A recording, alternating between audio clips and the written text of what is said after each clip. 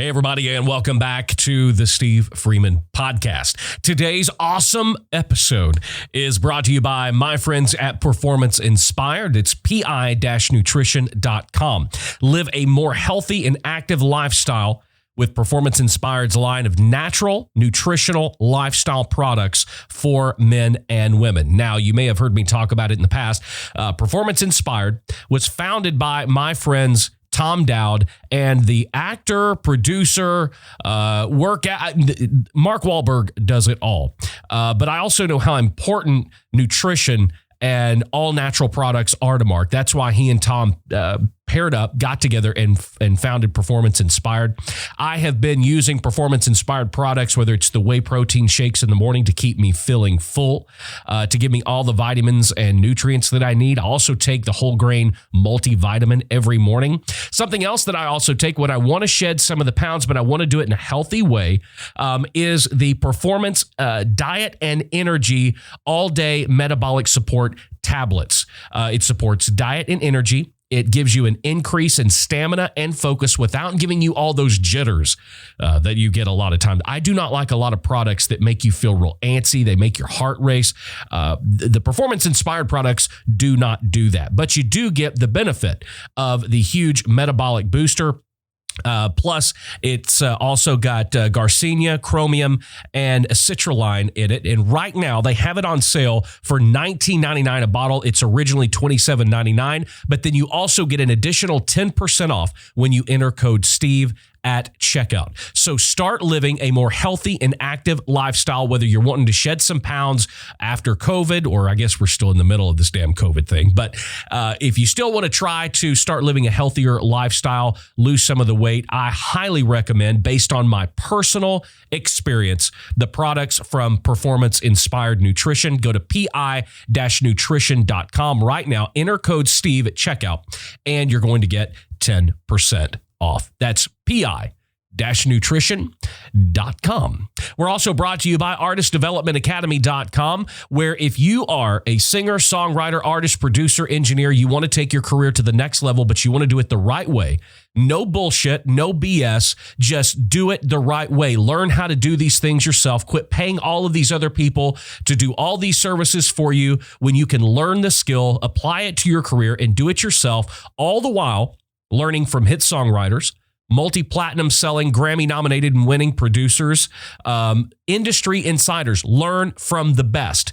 You can do that with an all-access membership to the Artist Development Academy. Matter of fact, we just launched a brand new course the other day, YouTube for Musicians. Everything you need to know to get your career started on YouTube, to monetize, to get we even give you the secrets of how to get verified on YouTube, to make your channel an official artist channel on YouTube, how to run ads, the budgets that you need, the equipment that you need, everything you need to know to take your career to the next level through using YouTube. Some powerful information in that course. It's available to our members right now. And members, when you get your all access membership, all members get the all access passes to all of our existing line of library of online courses.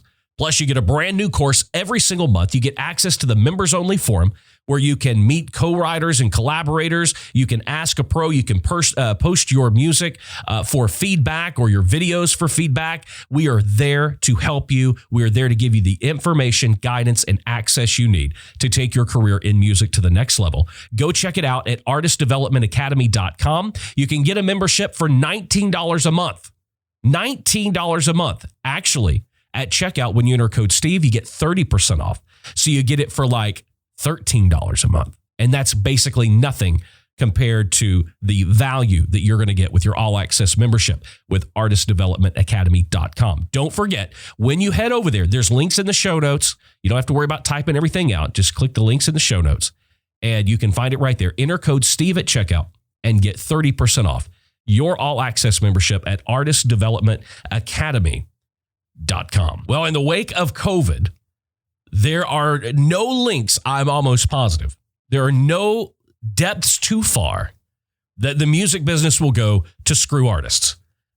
We've been documenting for years the absolute fucking of songwriters, and it's not going to stop there. Now they're after the artists themselves. We're going to talk about Live Nation and how they want artists to take pay cuts and cancellation burdens for shows in 2021 due to the COVID-19 pandemic. We're going to talk about that. The Dixie Chicks are dropping the Dixie, and so much more. It's all ahead today in the Steve Freeman Podcast. You're listening to the Steve Freeman Podcast, the real, raw truth about the pursuit of success in music, business, and life. Here's your host, hit songwriter, multi-platinum selling producer, and serial entrepreneur, Steve Freeman.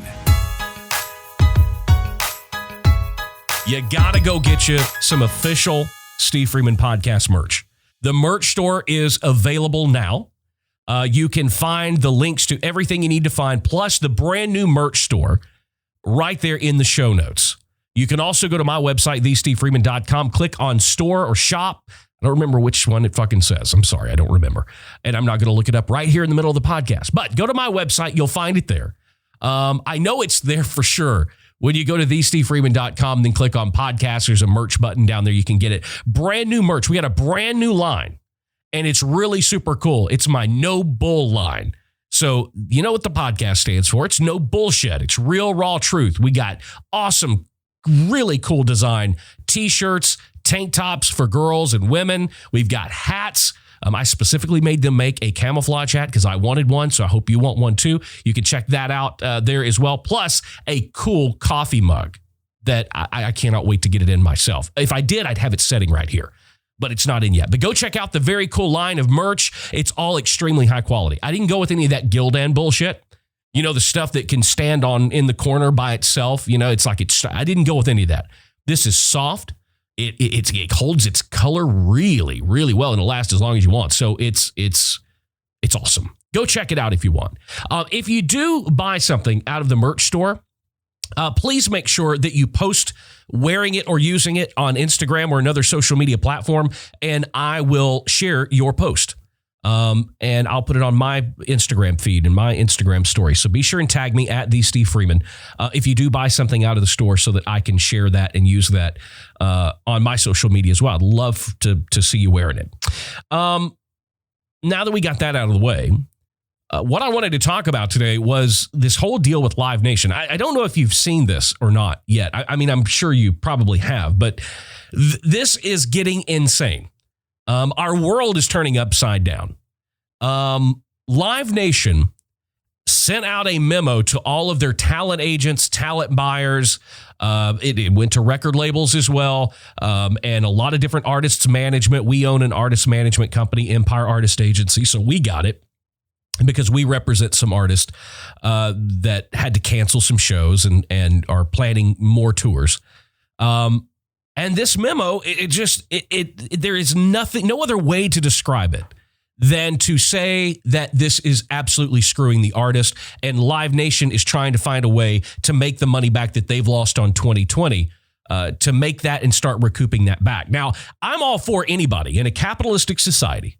I am all for anybody trying to make their money back. I don't want anybody to go broke. I don't want anybody to lose their business. I don't care if it's a pizza joint or if you're a platinum selling artist and you count on providing for your family through performing at fairs and festivals and concerts. I don't want anybody to go broke. But evidently, Live Nation has no problem with you going broke. There was I saw a lot of different stories on this. The best one that I thought covered it in its entirety and really got to the heart of the subject was an article written for Rolling Stone magazine by Samantha Hissong. And it was really good. I encourage you to go look it up. I'm going to read you the entire memo that Live Nation sent out to the different talent buyers, agents, and management companies. But I want to give you a sense of what really is going on. And in this article, it says that a memo, and of course, this article is coming from Rolling Stone. In this memo obtained by Rolling Stone, Live Nation cites unprecedented times and the exponential rise of certain costs as reasons for adjusting payment policies. Now, this is going to get interesting. It really is going to get interesting. And I've got something going on with my eyes today. I don't know what the hell's going on. So I can't keep my eyes open.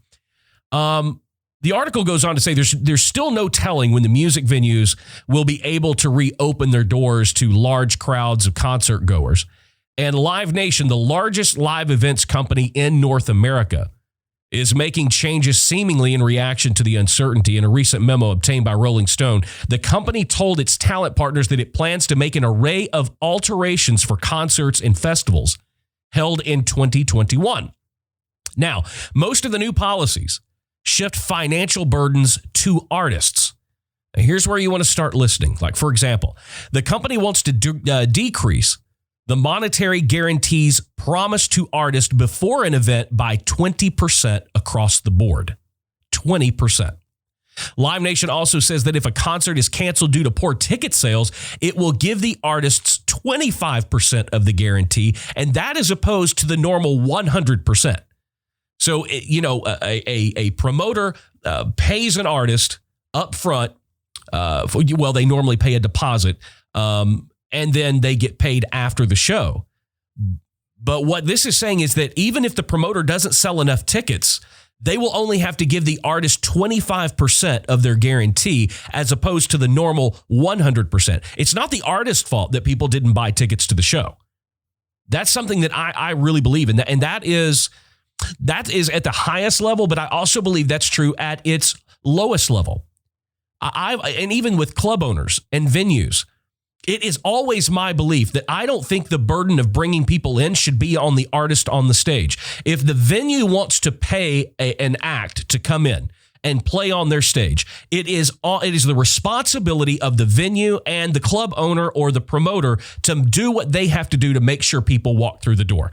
And most of the time, they don't want to spend that money. The venues do not want to spend that money. They want to get an act up on that stage for as little as humanly possible. Nothing if they can.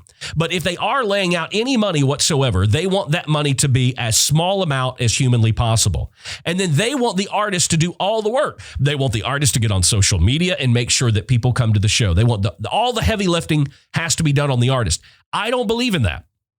I think that the heavy lifting and the responsibility is on the venue, on the promoter. They don't want to do radio advertising. They don't want to do TV advertising. They don't want to spend any money because they're in the business of making money. And I get that, but I'm sorry, I'm old school.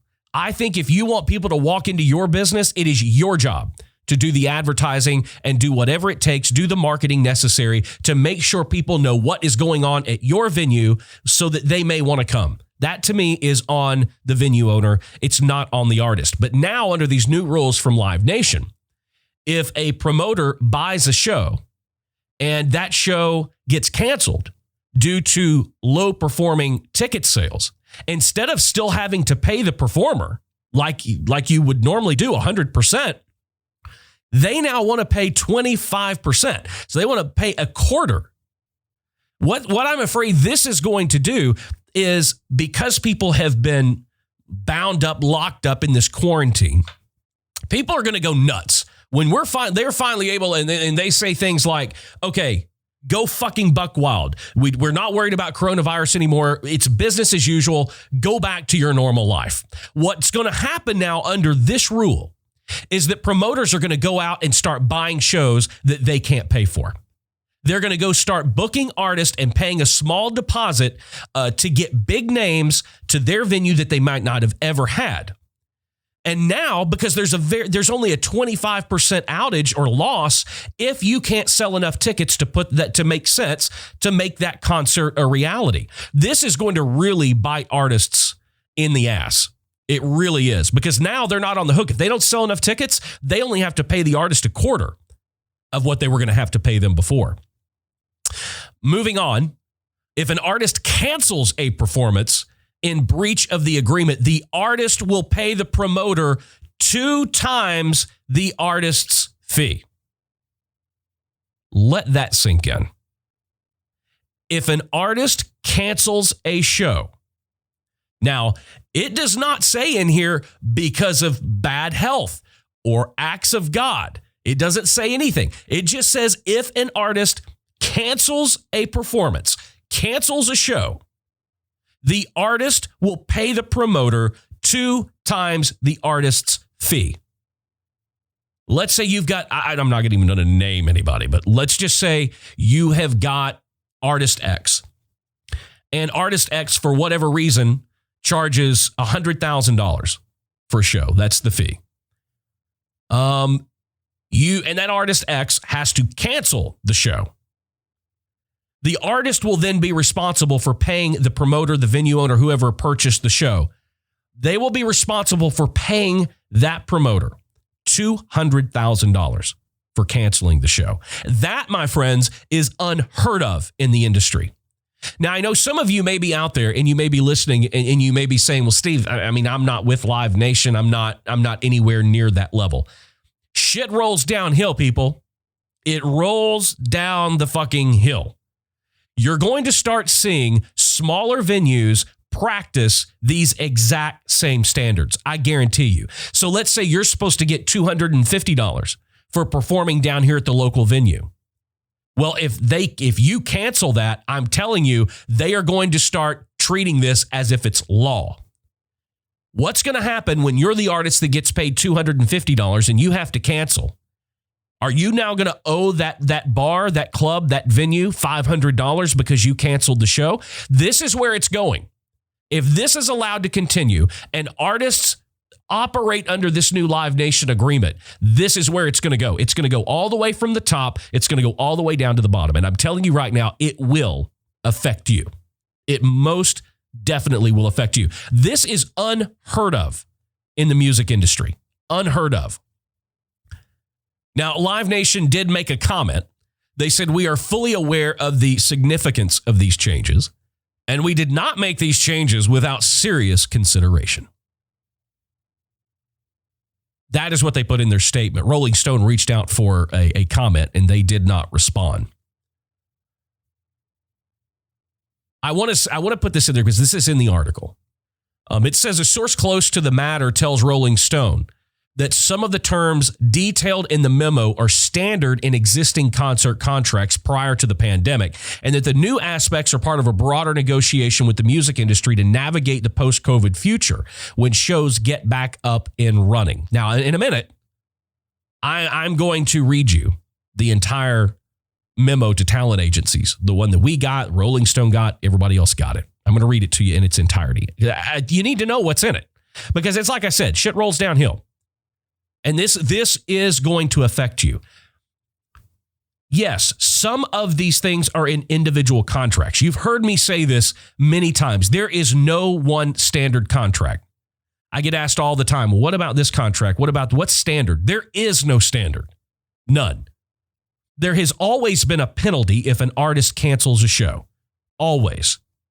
But it's never been paying the venue twice what their fee was. Never. The last thing in the world, an artist, any artist, whether it's the guy or the girl, the band getting paid $50 to play down on Broadway, or it's the biggest artist at the top of the game. None of you want to cancel a show. And I will tell you that if you get yourself into a situation where you have to cancel a show, I don't know how many of you, even the big artists, they don't have the kind of money just laying around. They can go around paying venues twice what their fee is. This could literally kill the live music industry, as if COVID hasn't done a good job enough. It's like COVID took one of your fucking legs, and now it's like Live Nation's doing their best to cut the other leg out. And I understand, like I said earlier, they're trying to make some money back. But when business gets back to usual, business gets back to usual. And, you know, when you have a loss, it shouldn't be the artist's job to cover that loss. I've even heard record labels in the last 2 or 3 months that are approaching artists signed to the record label, trying to get them to renegotiate their record deals because of some of the money that the record labels have lost, because most artists have a 360 deal with their record label. That means the record label is participating in a portion of merch, live concert sales, publishing, record sales. They get a piece of everything. It's 360 degrees, meaning that the label shares in every aspect of your business, of your name, your brand. They get a piece of everything. It is very uncommon for an artist not to have a 360 deal these days. Well, when a label is getting a piece of your live performance revenue and your merch, which both things have absolutely become non-existent because of the virus, the record labels are not making that money. Record labels do not like not making money. They are not in the music promotion business. They are not in the fame business. They are not in the passion business. They are in the business of making money. They sign artists that they can make money with.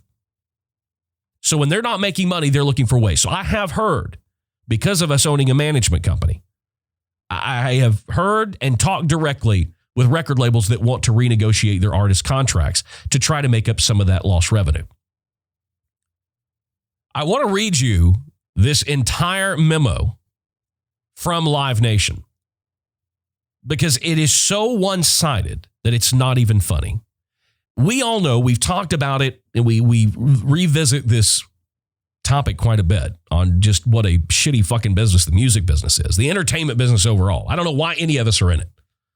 Maybe we should all go find something else to do. We really should, in all honesty. We should be looking for something else to do with our lives. Maybe we'll do a podcast episode on that. What can we all do now? But I think it's important to see how these big companies view those of us in the entertainment business. So let's take a look at the actual memo. And this is verbatim. I'm reading the memo directly. The global pandemic has changed the world in recent months, and with it, the dynamics of the music industry.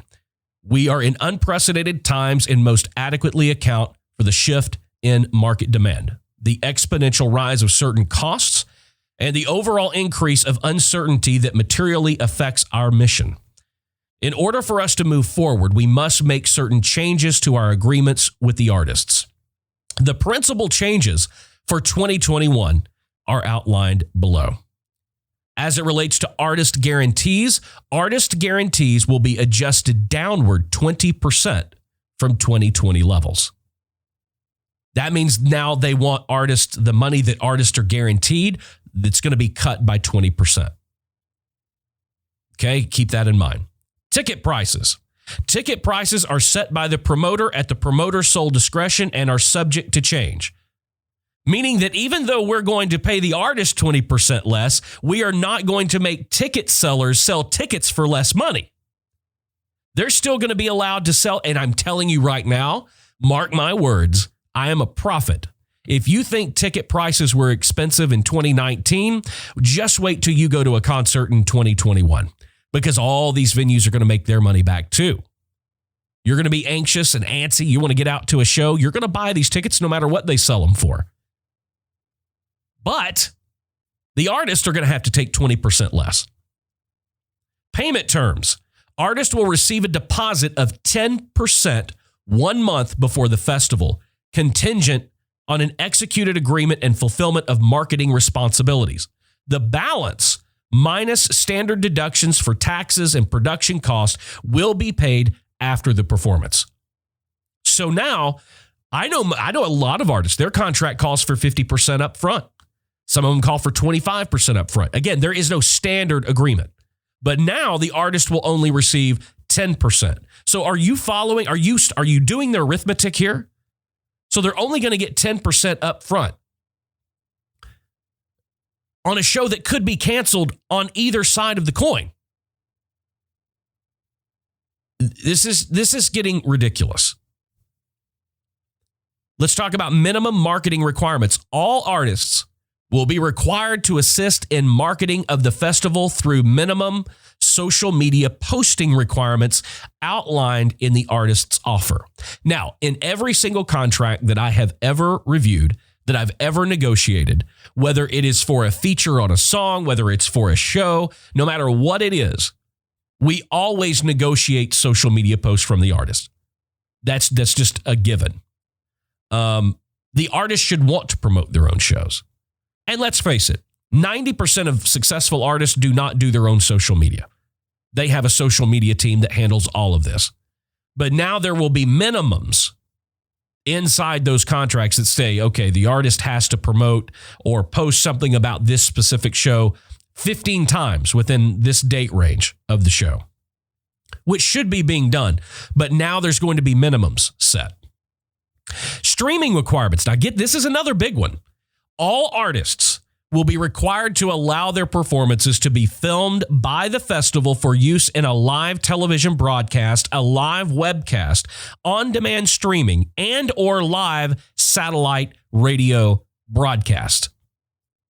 Now, this is a little tricky because if you are the artist and you've said, I'm charging $25,000 for this show, and you're getting your $25,000, is now the venue going to be able to sell access beyond those ticket sales, beyond the live people that are showing up, that the artist themselves is getting paid the $25,000 to perform to?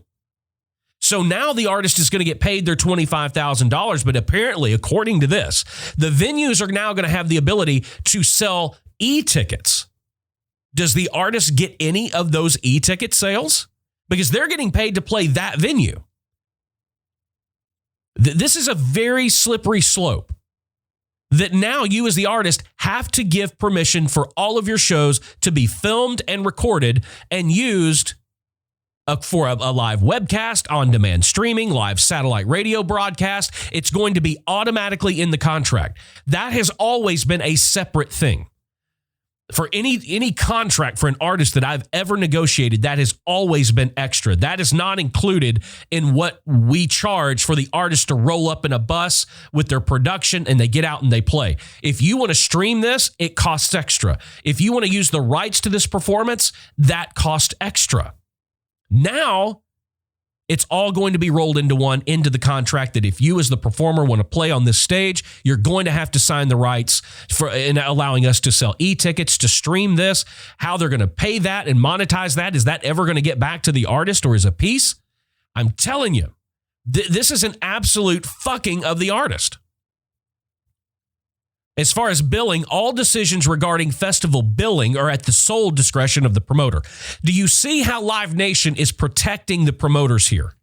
They are protecting the venues. They are protecting the promoters. They are not protecting the artists. Live Nation's supposed to be on the side of the artist. They are not on the side of the artist. Every single thing that we've talked about so far has been putting a blanket and coat of protection around the venue and around the promoter. Artists, you're going to make less money. Artists, if you have to cancel a show, you're going to have to pay the promoter 2 times what your normal fee is. And by the way, we're going to give the promoter the rights to stream and sell e-tickets and all of this other stuff.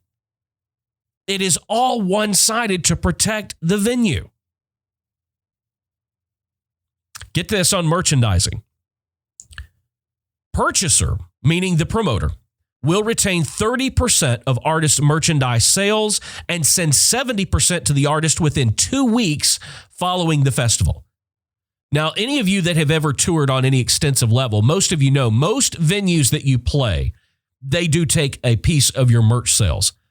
Not all of them. I've noticed in the last couple of years, a lot of venues will work with the artist and go, look, we know you're not out here making any fucking money. We know that a lot of times the money that it's going to get you from where you are tonight to the place you're playing tomorrow night, all of that money is going to come from the merch table, and we don't want to take that away from you. I mean, the artists aren't getting a piece of the venue's alcohol sales, are they? So why should the venue get a piece of your merch sales?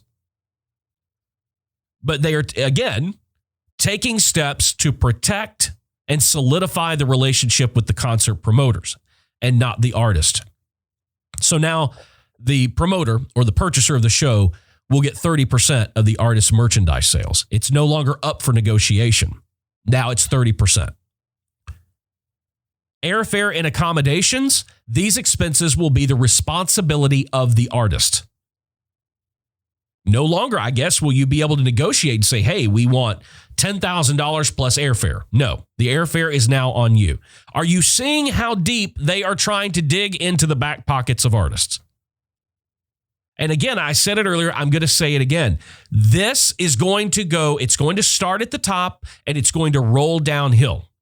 You're going to start seeing this in your local venue. They're going to start adopting these policies. Now, this is something that has been in every contract as well that I've ever negotiated. But let's look at radius clause. A violation of radius clause without the festival's prior authorization in writing will, at the festival's sole discretion, result in either a reduction of the artist fee or the removal of the artist from the event, with any pre-event deposits returned to the festival immediately. Again, protecting the venue. I mean, I don't know, guys. I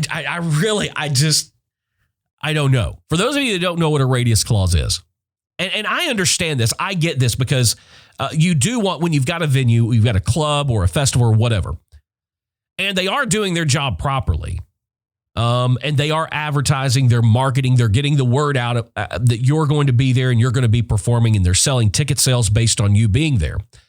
What a radius clause is it basically states, and it can be many different numbers of miles, but what it is that you as an artist sign an agreement in that contract that basically says that you will not perform within X amount of number of miles within X amount of days from that concert. So, like, let's put it in local terms here in Nashville, okay? When an artist plays Nashville, inside their radius clause agreement in the contract, what it says is that, okay, I will not play Nashville on Friday night and then play Chattanooga on Tuesday night. They're too close together. Somebody could make the decision that, well, maybe I don't want to go to the Nashville show. I want to go to the Chattanooga show.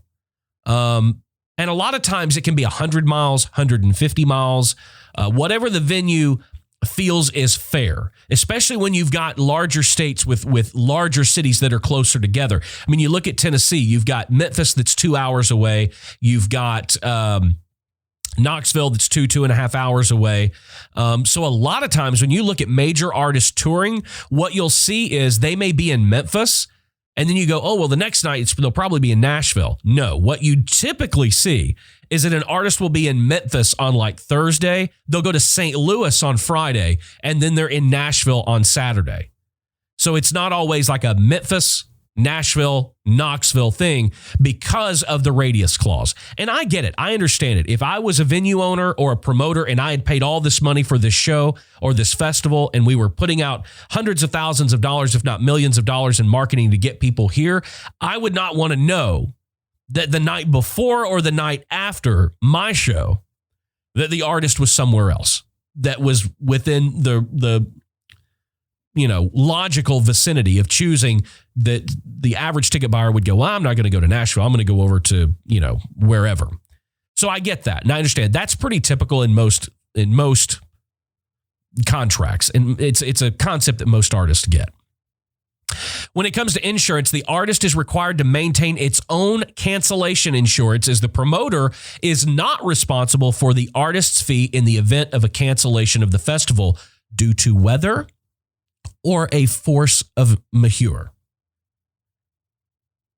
So again, the artist is now responsible for taking out cancellation insurance, which some of them do, some of them don't. You can buy insurance for anything in the world you want now, by the way. Literally anything you want. So, I mean, if I were an artist, especially if it was an outdoor show, I would probably buy cancellation insurance anyway, just in case, because the promoter is not going to be responsible for paying you if it's cancellation due to weather. There are a lot of different things. Some of you new artists out there that are listening, are you getting, I've always preached and talked about just how extremely important the business side of the music business is. And there is so much more business than there is music. This is giving you a little foray into the business side of live performance. These are all things that you have to account for. We talked a little bit about it, but in the actual memo, cancellation by artist. If an artist cancels its performance in breach of the agreement, the artist will pay the promoter 2 times the artist fee. We talked about that. Cancellation due to poor sales. If a show is canceled due to poor ticket sales, the artist will receive 25% of the guarantee. Not 100%, the way that they've normally been done. It's not the artist's fault if they don't sell. Again, I don't think it's the artist's fault if ticket sales aren't great. To me, that's the venue not doing their job. Well, now the venue gets off the hook at the tune of 75% because they only have to pay the artist 25% if they cancel a show due to poor ticket sales. Force majeure, for those that don't know what that means, it's if an artist performance is canceled due to an event of force majeure, including a pandemic similar to COVID-19, the promoter will not pay the artist its fee. The artist is responsible for obtaining any cancellation insurance for its performances. Now, what this is doing, this is setting up a protection for the venue owners in case we have a relapse of COVID-19 in the spring, summer, and fall of next year. That's what this is all about. I don't think it's looking towards anything else or having anything to do with anything else. This is, they're looking at 2020 and they're going, holy shit, this could happen again. And it could happen again in the year that we want to get the business back up and running. So that's what this is all about. Furthermore, from their statement, inability to use full capacity of the venue. Now, listen to this. If the promoter, either because of orders of the venue or any governmental entity, is not permitted to use the full capacity of the venue, then the promoter may terminate the agreement and artist will refund any money previously paid. What that means to me, and I could be wrong, but what that means to me is it goes back to poor ticket sales. This is going to give the promoters an out if, for whatever reason, they look at the capacity of a venue and they're not able to use the entire space to sell tickets. Then they will be able to cancel the show and the artist will have to refund any money previously paid, meaning the 10% that was put down 30 days before the show that we talked about earlier, or any other deposit of any other amount of money. This is going to give the promoters an out to not have to pay that 25% if they cancel a show due to poor ticket sales. There again, it is just another protection for the venue owner. Here is the final paragraph in this statement from Live Nation, this memo. It says, we are fully aware of the significance of these changes, and we did not make these changes without serious consideration. We appreciate you and all artists understanding the need for us to make these changes in order to allow the festival's business to continue, not only for the artists and the producers, but also for the fans. This is all about money, folks. The music business is all about money. You guys seem to constantly challenge me on the fact that the music business is about music. The music business has nothing to do with music. The entertainment business has nothing at all to do with entertainment. The music is a product. The entertainment value is a product. The movie is a product. The magazine is a product. They are only products designed, built, manufactured, and marketed to sell and make money. That's their sole existence. So when you wonder why people seemingly don't care about your music, they don't care about what it is, they don't. Their level of care comes into fact when it's whether or not they can make money from it. So a lot of you, when you send demos into record labels or you send songs into publishing companies and they say no, they're not saying no to your songs. They're not saying no to you as an artist. What they're saying is, we don't feel like we can make money with this as it is right now. So you can feel free to take that personal if you want, but the truth of the matter is, they just don't see the opportunity to make money. I think that if you start to think about things that way, and you realize that this is a business first. I know it's music business, but it really should be the other way around because the business always comes before the music. It should be business music. The business will always come first. The business is always more important than the creative that it's supporting. I know it's hard to think about things in that term, but you cannot look at this article from Rolling Stone or read this memo from Live Nation without seeing they don't really care about the artist. It is all about making money. They also know, and I said briefly earlier, but they also know that people are sick and tired and fed up with being stuck in their houses and not being able to go to shows. not being able to go to concerts, that when things do get back to normal, everybody's going to be going to concerts. I think people that probably have not ever really been considered a quote unquote concert goer are probably going to be going to concerts just to get out of the fucking house and have somewhere to go. Live Nation's going to make sure that you pay a premium for that. And in the process of doing that and trying to make their money back and make even more money, they're willing to hurt the artist at whatever level they need to make sure that the venues are protected, the promoters are protected, and their business is protected. I think it's a slippery slope. You read things like this, and everybody's looking for hope. Everybody's looking for things to get back to normal. But if things like this are allowed to happen and artists operate under agreements like this, is this really normal? Or are we creating some sort of new normal where the powers that be, again, make even more money? You hear all the time stories from the 30s, 40s, 50s, 60s about, record labels screwing over artists, and it still happens today. But a lot of times it's done in the shadows.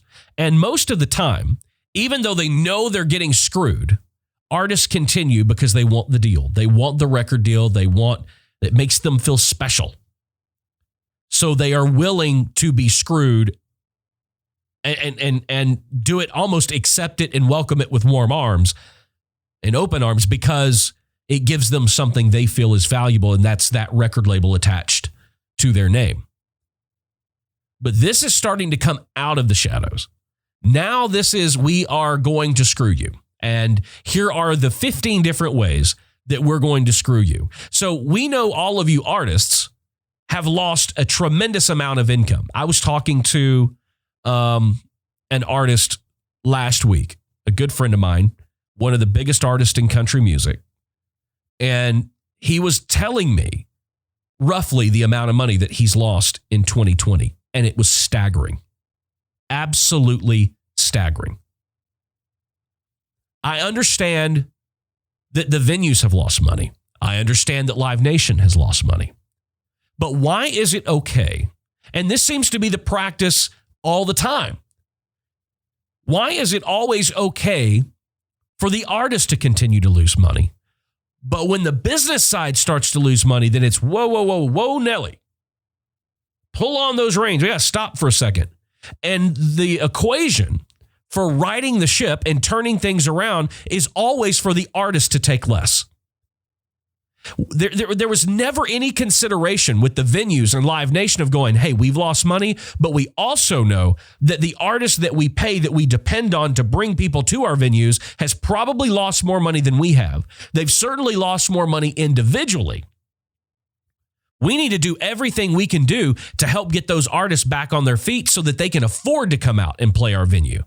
Why is that never in the equation?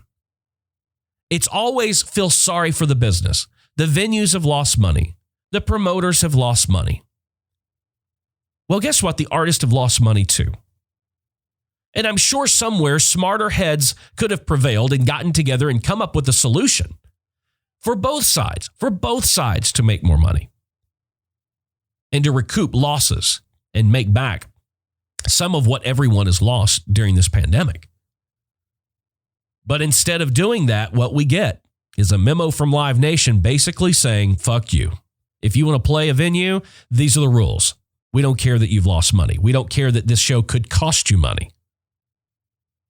We just simply don't care. We're in the business of making money. If you want to help us make money, great. If not, stay home. And that's sad to me. But the one thing that I've always noticed throughout the entirety of my career is that transparency in this business starts to become really transparent when money gets lost. A lot of these companies and corporations have boards and silent partners. Well, silent partners stay silent until they're losing money. And then a silent partner gets really, really loud, really, really quickly. I just hope that we can somehow get back to normal.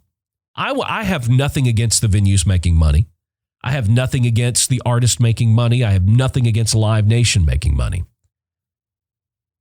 I just get a little worn out and tired with the same old, that the cost of the business making money is always at the expense of the artist. It's always at the expense of the songwriter. It's always at the expense of the person creating that which the business needs to thrive. The business never suffers. The business really, over time, never takes a loss. It's almost like a casino. It really is like a casino. The house always wins. In the music business, you may win a hand here or there, but trust me, the house always wins. All right, I'm going to get off that for a second. I want to talk. We talked a couple episodes ago about Lady A changing their name, and I took some shit for that episode. I swear to God, I get so tired every time I'll say it's my podcast. Every time I try to see both sides of a subject, I get called a racist. Every fucking time. Every time. By people that don't know me. And if they knew me, they'd know I'm the furthest thing from a racist. But I did the episode about Lady A, and I talked, and people got mad at me for even bringing that up and talking about it, and that I didn't agree, because I didn't agree 100% with Lady Antebellum changing their name to Lady A, even though if the A still stood for Antebellum, this is the dumbest fucking thing I've ever heard in my life. Took some shit for that. That's fine. You guys, it's the real raw truth. No bullshit. The Dixie Chicks have now done it. They have dropped Dixie from their name and are now just the Chicks. Well, I got two thoughts on that. One, that's the second stupidest thing I've ever heard of. Nobody gives a shit. Why? Because the Dixie Chicks aren't even relevant. They're not even relevant. But again, just like at least Lady Antebellum, you could argue is relevant. The Dixie Chicks are not relevant, and they haven't been relevant in a number of years. So this is just, they do have a new record, and they put off the release of the new record because of COVID. But this is a publicity stunt. Just nothing more than a publicity stunt to try to get in on the conversation of the day. To create headlines, to get people talking about the Dixie Chicks, or I guess as we're supposed to call them now, just the Chicks. But I also had another thought. Where are all the feminists? Because is it not derogatory to call a female a chick? Now, we're not supposed to do that, right? So if you're appeasing Black Lives Matter and you're appeasing that whole movement by removing any connotation whatsoever of the South being Dixie, if you're removing that from your name, isn't what's remaining of your name, isn't that degrading to women? Or is the fact that you think that maybe the Black Lives Matter thing is the hot topic of the moment that will let the condensation of talking about and referring to women as chicks, we'll let that slide. And I swear the more and more I get into this political stuff, the more and more I love talking about it, because I think it deserves and needs to be talked about. There are two sides to every single story. But the more I talk about it and the more I get into it and the more I'm on social media, I, in all honesty, consider every day, it's like I wish more than anything that we just didn't have social media anymore. I would love not to have to get on Instagram. I'd love not to have to get on Facebook. I'm so sick of there being a line in the sand. There is no gray area. There is no room for understanding each other. There's no room for conversation. It's either you believe the exact same thing we believe, or you are 100% wrong. When the fact of the matter is, none of us are 100% right. None of us are 100% wrong. I even had people get mad at me and send me messages on Instagram, send me emails, and talk about how horrible I was, because I mentioned in the last episode of the podcast that our rights as Americans and as U.S. citizens, our Constitution affords us the right to offend people. It affords us just as much the right to be offended as it does to offend other people. And that somehow offends people. I'm all for you standing up for what you believe in, but I swear to God, we are witnessing the pussification of America. I'm getting sick of it. I'm getting tired of not being able to feel and express my freedoms, to use my freedom of religion, to use my freedom of speech, to say and believe what I want to believe because it might offend you. And in the world we're trying to make this right now, we have people out there that want to remove that freedom. They want to use the exact same freedom to remove your freedom because they don't believe that you exercise your freedom the way that you should. Now, if that's not the most convoluted, dumbest thing ever, how do you even get that in your mind? How do you even constitute that or justify that in your own mind that you are trying to use the very freedom that I'm using to take mine away? Everything's getting political. If you wear a mask, then you're a fucking liberal. If you don't wear a mask, then you're a conservative. You're a Republican. When to me, it has nothing to do with that. But we let the dumbest voices in the room speak the loudest. And then unfortunately, 85% of people are just fucking sheep. They are looking for a shepherd to follow. And the loudest voices in the room are turning into the shepherds. Meanwhile, the loudest voices in the room are the most divisive, racial, hate-filled speech, hate mongerers in the world. And those are the people that we're allowing to set the tone. Those are the people we are allowing to draw that line in the sand. You may not agree with or believe what I believe, but fuck you, it's my right. I may have belief systems that you think are racist. I don't know, unless you knew me, and if you don't know me, you would know that I have absolutely none of those. But even if I did, it is my goddamn right to have it. The same way it is your right to not have it.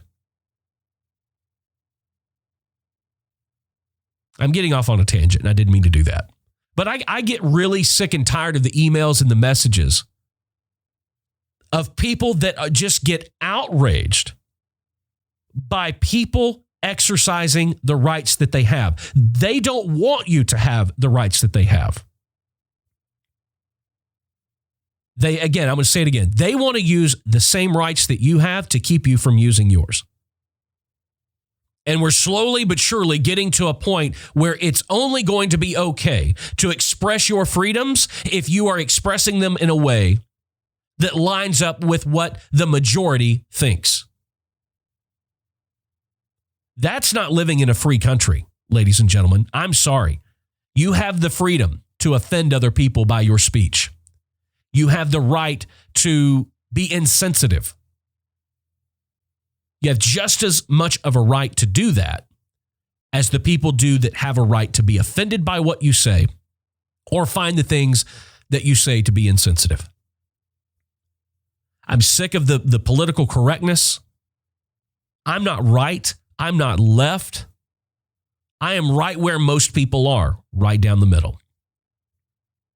My views, my beliefs, and the way in which I choose to exercise my rights are a reflection of how I live my life, in which is best for me and my family and my immediate surroundings. They do not have to align 100% with what you want to push and the agenda that you want to move to the front. They do not have to align with that in order for me to feel okay about exercising my freedoms. In the country that many people have fought and died to protect, they fought and died and continue to fight for both of us to have our views, for both sides to have the right to be vocal about the way they believe and the way that they feel. They did not fight and die to keep either side from exercising their rights, because that is the antithesis of everything this country has ever stood for.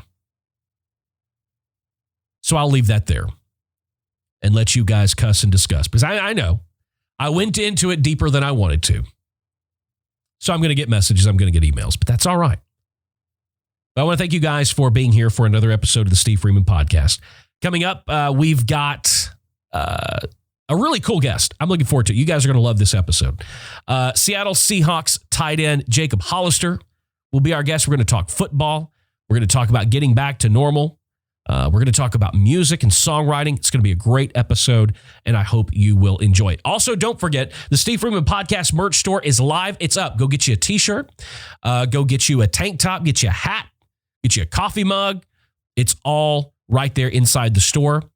You can find the link in the show notes where you can find the link to Performance-Inspired Nutrition, the Artist Development Academy, anything we've talked about, the merch store, everything else. You can find it in the show notes of this episode. Don't forget, rate, review, and subscribe to the podcast. If you're on Apple Podcasts or iTunes, leave us a written review and leave us those 5 stars. If you'd like to join my inner circle, it's simple to do. Go to thestevefreeman.com and sign up. Guys, until the next episode, keep being creative. Keep pressing the boundaries, and there's nothing wrong with being independent. See you in the next episode. Thanks for joining us for the Steve Freeman Podcast. Be sure to subscribe and follow Steve on social media at the Steve Freeman.